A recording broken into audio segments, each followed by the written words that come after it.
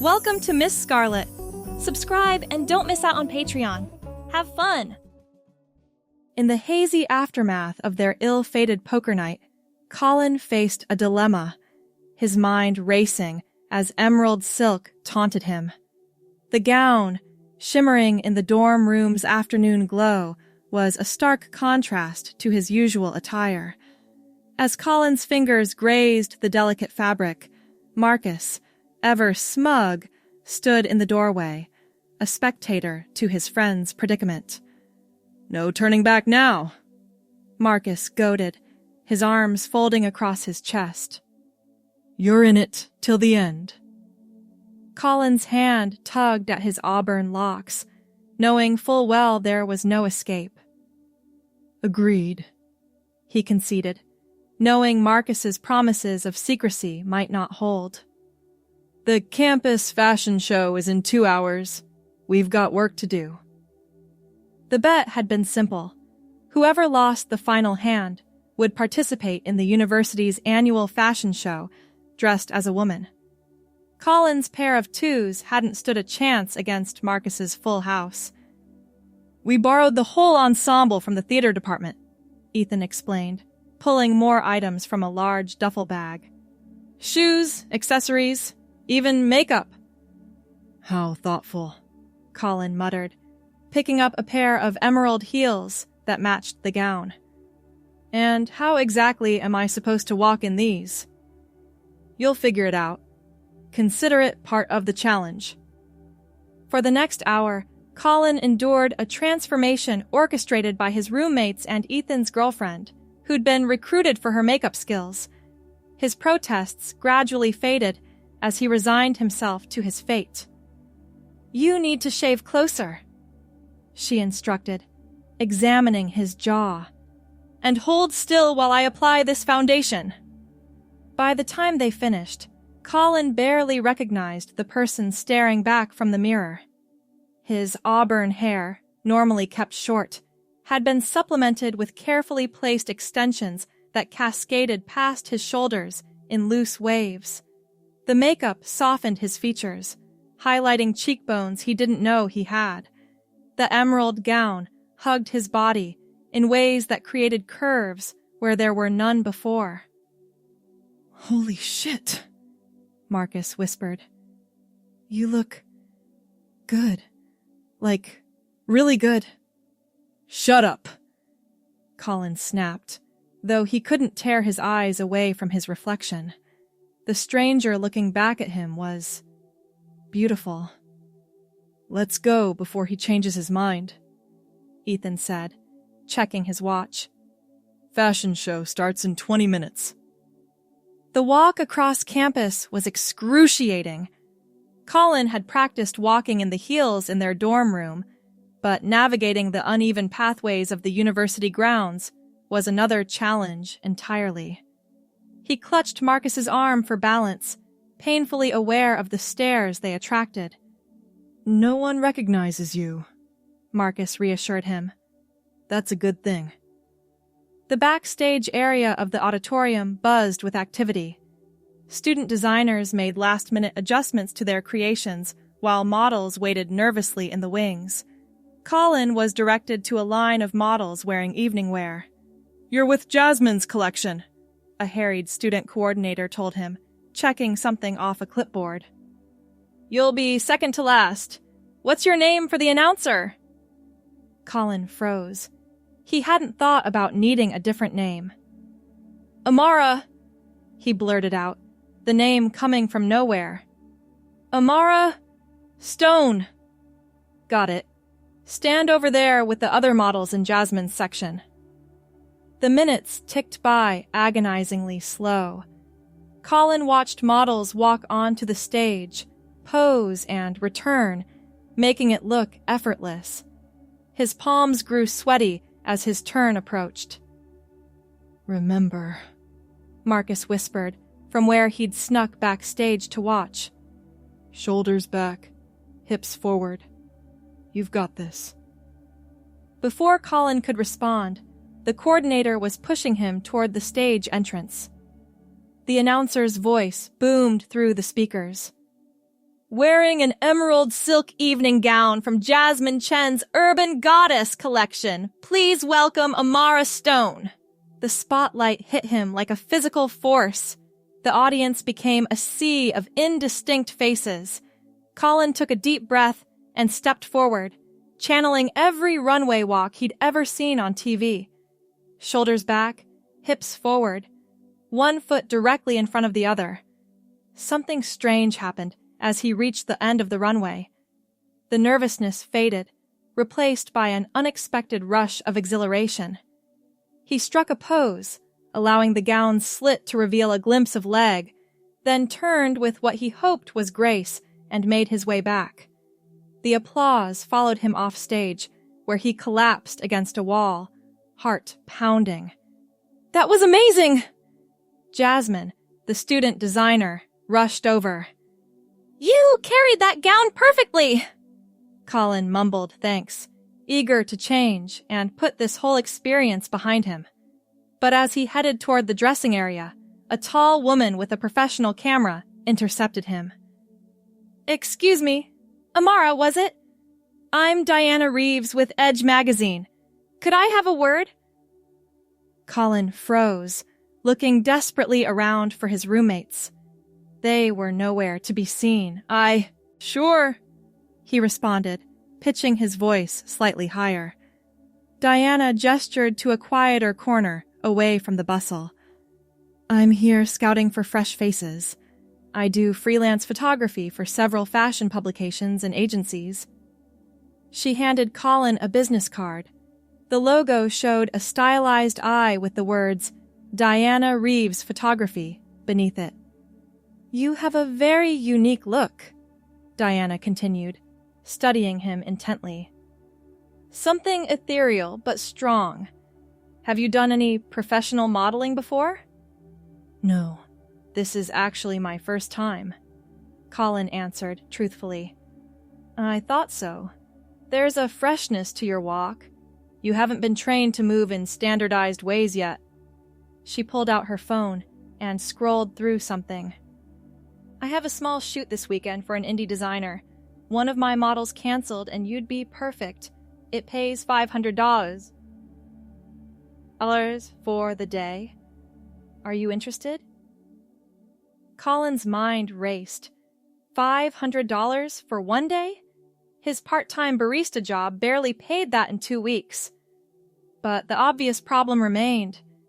He wasn't actually a woman. "I'd need to check my schedule," he hedged. "Of course. Here, let me get your contact information." Before he could formulate an excuse, Colin found himself giving Diana his phone number. She typed it into her phone, then looked up with a professional smile. "I'll text you the details. Think about it, but don't wait too long. Opportunities like this don't come around often for newcomers." With that, she disappeared into the crowd, leaving Colin clutching her business card and wondering what he'd just gotten himself into. "Dude, what did that woman want?"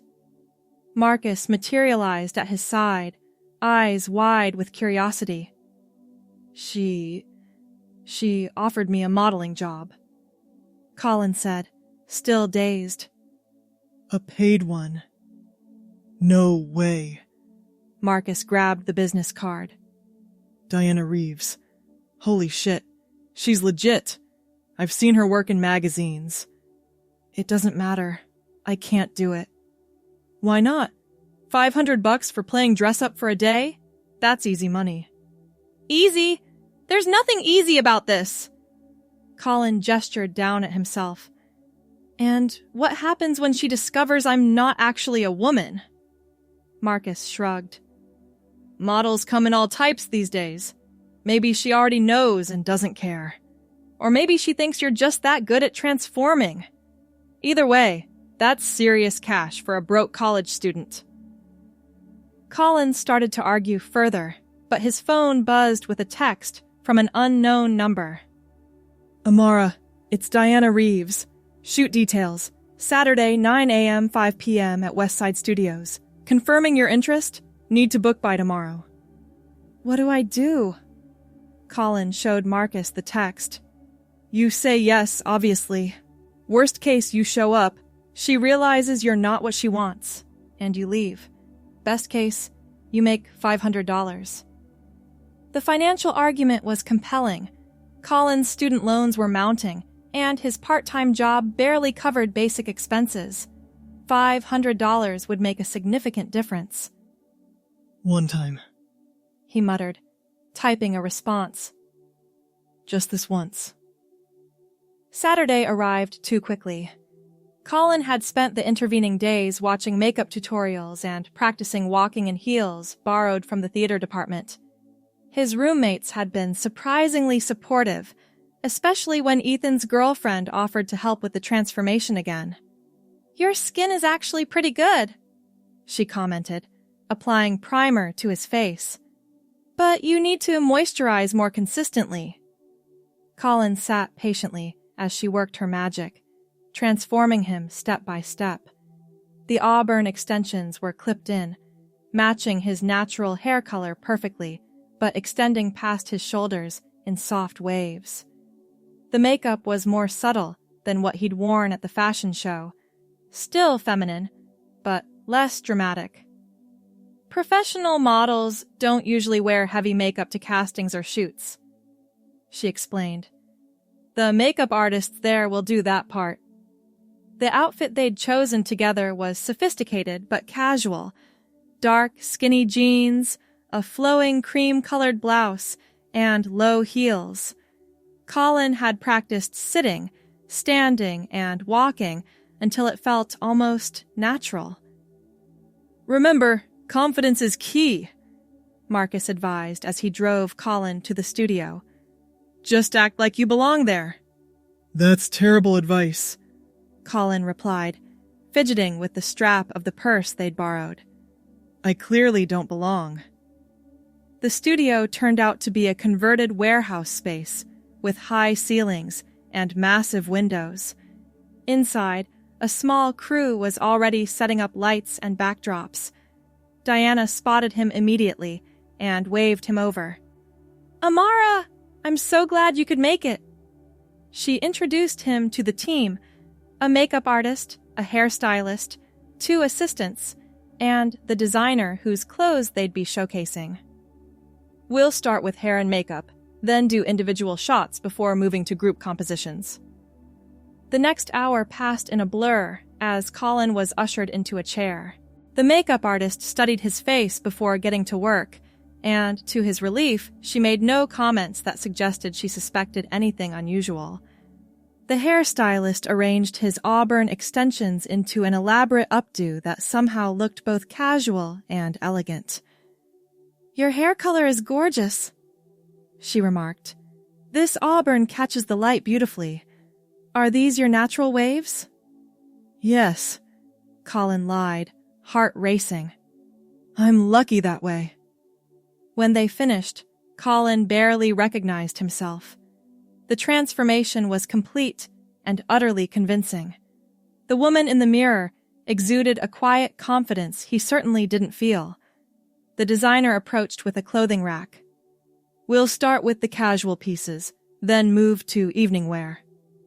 She handed him an outfit, tailored trousers and a structured blazer in complementary shades of blue. The changing area was a partitioned corner with a privacy screen. Colin ducked behind it, hands trembling slightly as he changed. The clothes fit surprisingly well. The designer had evaluated his measurements accurately with just a glance. The actual shooting began, and Colin discovered that modeling was both easier and harder than expected. Easier because Diana gave clear, precise directions. Harder because maintaining poses while looking natural strained muscles he didn't know he had. Chin down a bit. Now look slightly to your left. Perfect. Hold that. The camera clicked rapidly as Diana moved around him, capturing different angles. After the first few minutes, Colin began to relax, falling into a rhythm of movement and stillness. You're a natural at this, Diana commented during a break. Are you sure you haven't modeled before? Just that one fashion show, Colin answered, carefully maintaining his slightly higher voice. You have excellent instincts. Most beginners overthink every movement, but you respond organically to direction. The day progressed smoothly, outfit after outfit, setup after setup. The other models, 2 women and 1 man, were professionals but welcoming, offering tips between shots. By mid-afternoon, Colin found himself actually enjoying the experience. The final outfit was a stunning black evening gown with intricate beadwork. As Colin emerged from the changing area, the designer made a small sound of approval. "This is exactly how I imagined it would look," she said, making minor adjustments to the drape of the fabric. "The contrast with your auburn hair is striking." The last series of photos took place against a minimalist white backdrop. Diana instructed Colin to move naturally, capturing a sequence of flowing movements that showcased the gown's structure and movement. "That's a wrap," Diana announced finally. Everyone did beautifully today. As the crew began breaking down equipment, Diana approached Colin with an envelope. "Your payment, as agreed." She handed it over, then paused, studying him thoughtfully. "I have another shoot next weekend, a bigger one for a department store catalog. Would you be interested? The pay is $1,200 for 2 days. Colin's mind reeled at the figure. $1,200? That would cover his rent for 2 months. Yes, I'd be interested," he heard himself say. "Excellent. I'll email you the details." Diana hesitated, then added, "You have something special, Amara. A camera presence that can't be taught. You could go far in this industry if you wanted to." With that, she left to speak with her assistants, leaving Colin clutching the envelope and wondering how what had started as a humiliating bet had led to this moment. Over the following months, Amara Stone became a recurring presence in Diana's photo shoots. Each job led to another, and soon Colin found himself juggling his modeling career with classes and his increasingly unnecessary barista job. His roommates remained his accomplices, helping with the transformation process and covering for his absences. Marcus had taken on the role of unofficial manager, fielding calls and emails when Colin was in class. "You got an offer from Latitude magazine," Marcus announced one evening as Colin returned from a shoot.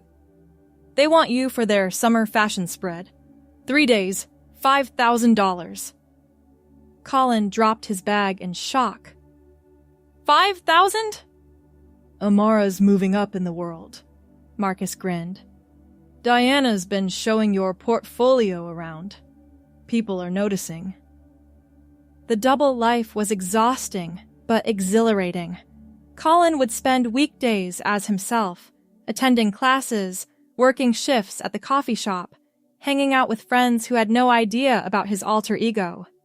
Weekends and some evenings belonged to Amara, photo shoots, fittings, even a few local runway shows. Each time he transformed, it became more natural. The makeup routine that had once taken hours now required just 45 minutes. Walking in heels felt second nature. He'd even started growing out his auburn hair, reducing the need for extensions.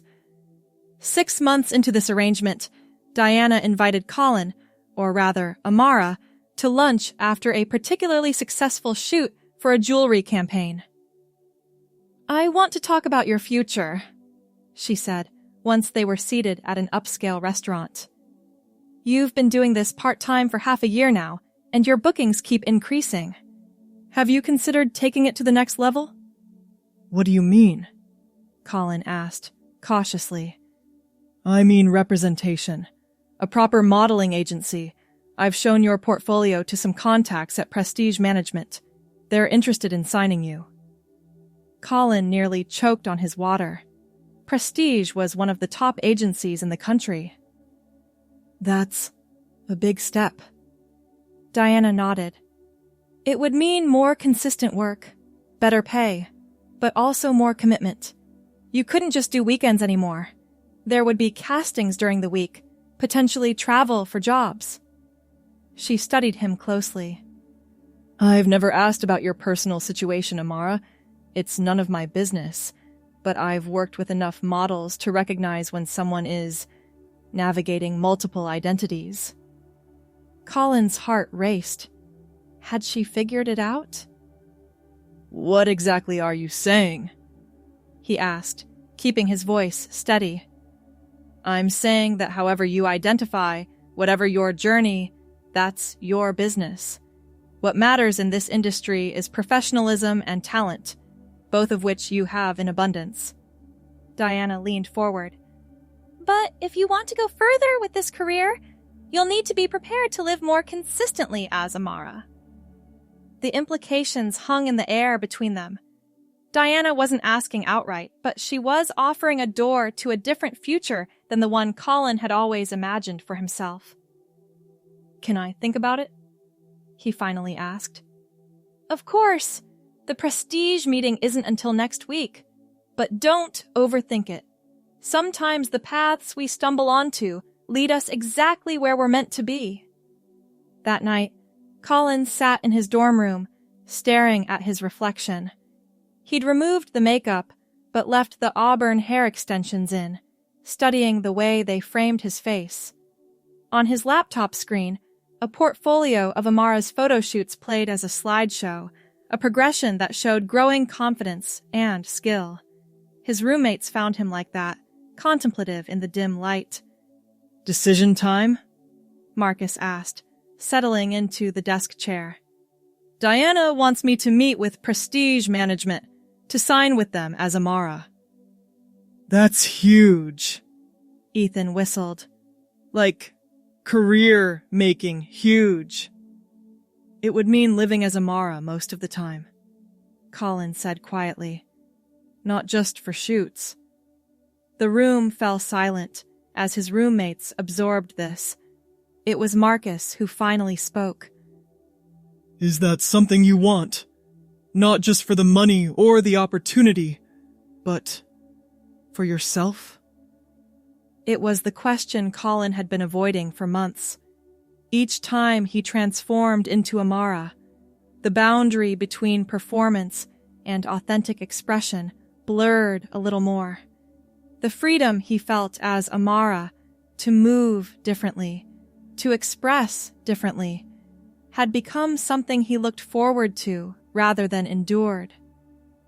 I think it might be, he admitted, the words both terrifying and liberating to speak aloud. Is that crazy?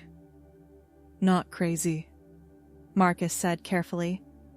People discover things about themselves in all kinds of ways. Some people travel the world to find themselves. You found something through a stupid poker bet. What about graduation, my degree? Colin had just one semester left before completing his business administration program. Finish it, Ethan suggested.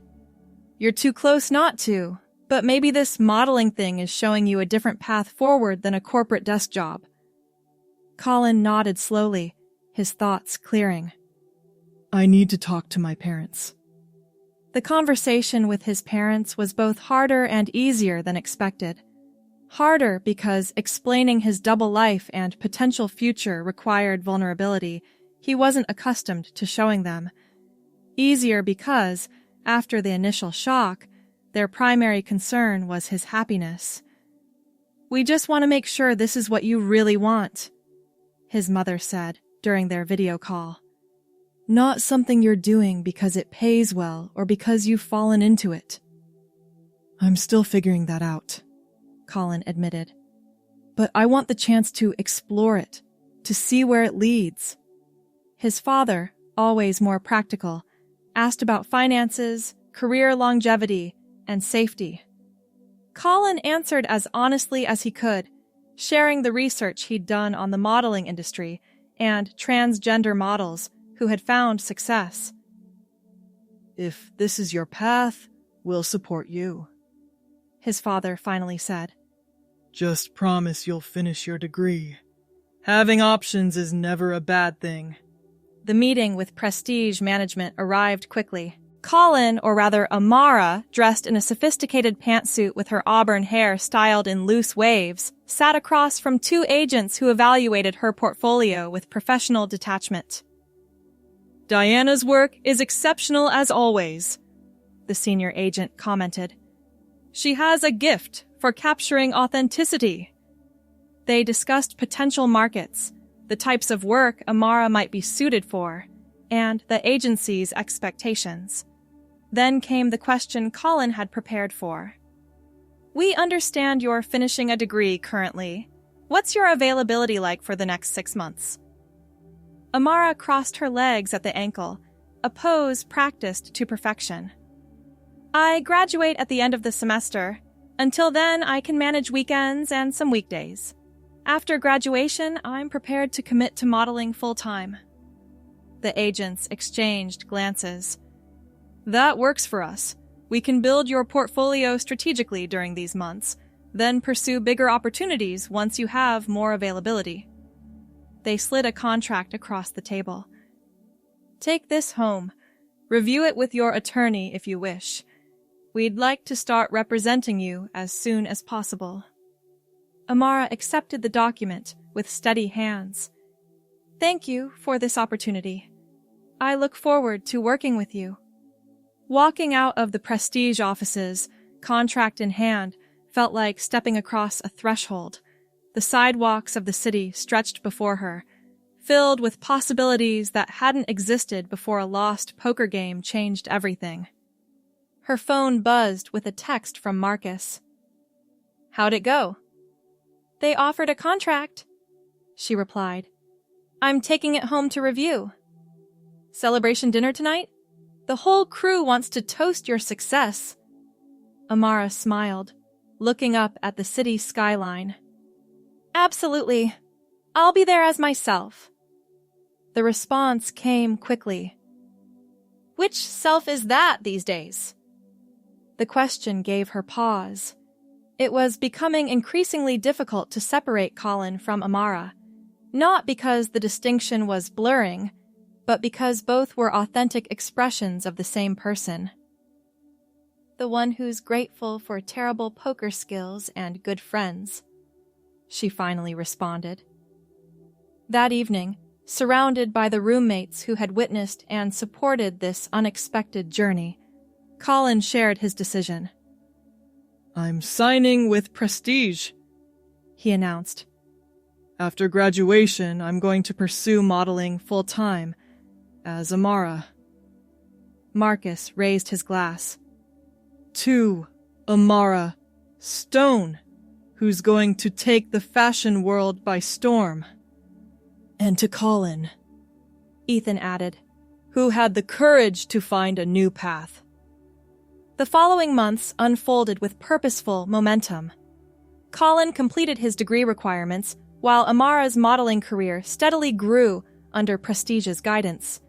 The agency carefully selected jobs that built her portfolio and reputation, editorial spreads for fashion magazines, lookbooks for emerging designers, and a beauty campaign for a cruelty-free cosmetics line. After graduation, Colin made the full transition to living as Amara. She moved to a small but stylish apartment in the city, closer to the modeling agencies and studios where she spent most of her time.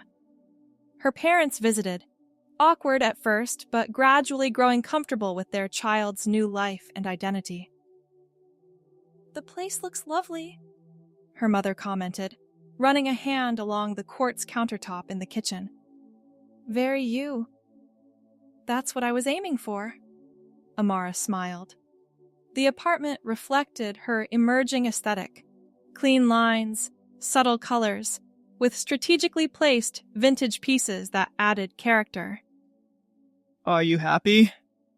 Her father asked later, when they had a moment alone. That's all we really care about. Amara considered the question seriously. I am. It's not the life I expected, but it feels right. Like I've found where I'm supposed to be. He nodded, patting her hand.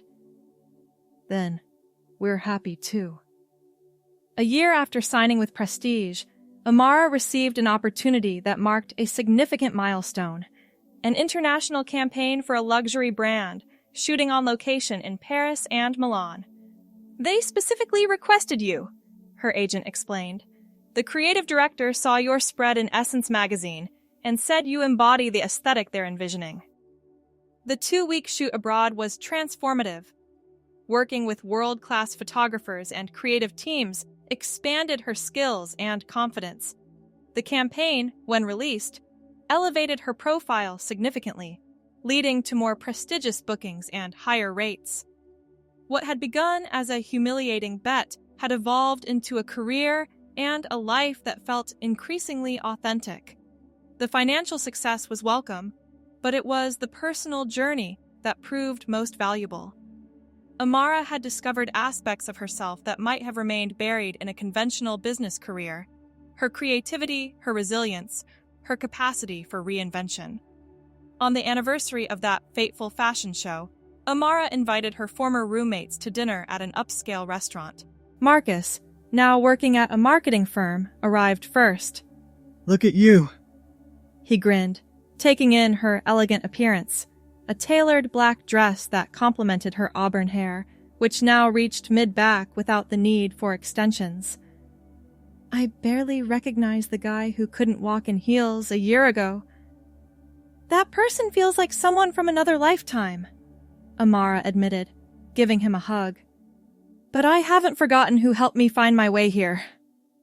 Once Ethan arrived, they ordered drinks and reminisced about the circumstances that had set this journey in motion. If you had won that poker hand, Ethan mused, where do you think you'd be now? Amara considered the question. Probably in some entry-level corporate position, wearing a suit and tie, counting the days to the weekend. Regrets? Marcus asked, studying her face. Not one, she replied without hesitation. Some people search their whole lives to find themselves. I got lucky. I lost a bet and found exactly who I was meant to be. As their dinner arrived, Amara raised her glass. 2 terrible poker hands and the transformations they inspire. Her friends laughed and raised their glasses in return, toasting the journey that had turned a college prank into an authentic life. One that had begun with an emerald dress and a lost bet, but had become something far more meaningful. A path to becoming truly herself. Thanks for watching, my girlies! Be sure to check out Patreon for more!